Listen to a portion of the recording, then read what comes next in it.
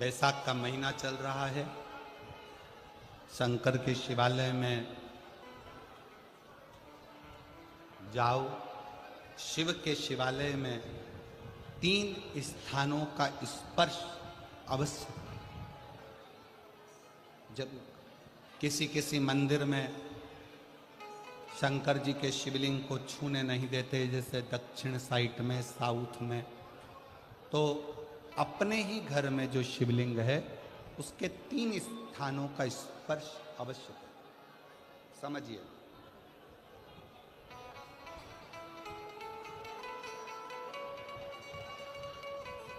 पहला शंकर भगवान के जहां से जल बहता है उस स्थान में, ये जलाधारी है, जल बहता है, ये शिवलिंग है।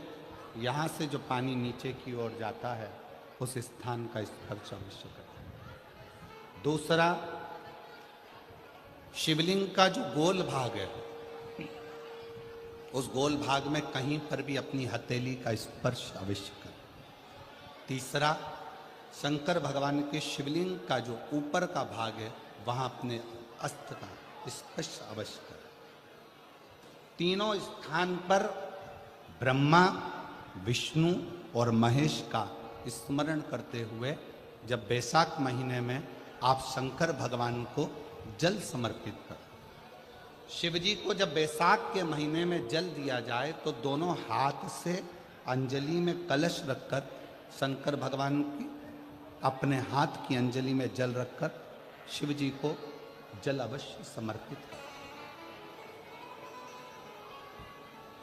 शिवरात्रि के बैसाख महीने की शिवरात्रि पड़े, बैसाख महीने की प्रदोष पड़े तो एक बेलपत्र शंकर को अवश्य समर्पित करें। मान लो गर्मी बहुत तेज है, पेड़ों पर बेलपत्र नहीं मिले तो एक दुर्वा शिव को अवश्य समर्पित करें। मान लो बहुत तेज गर्मी पड़ने पर, यहाँ रतनगढ़ में तो हम देख रहे हैं रजी रज, धूली धूल इतनी है, मिट्टी इतनी है कि यहाँ तो दुर्वा मिलना भी बड़ा मुश्किल है, तो एक चावल का दाना शिव को जरूर समर्पित करो। उतने में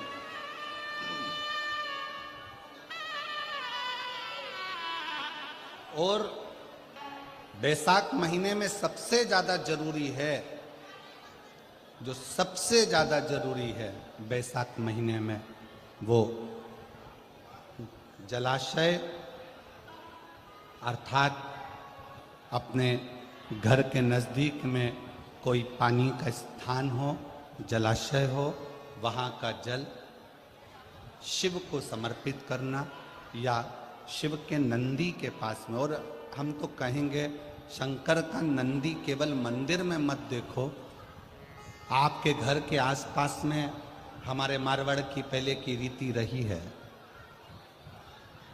राजस्थान में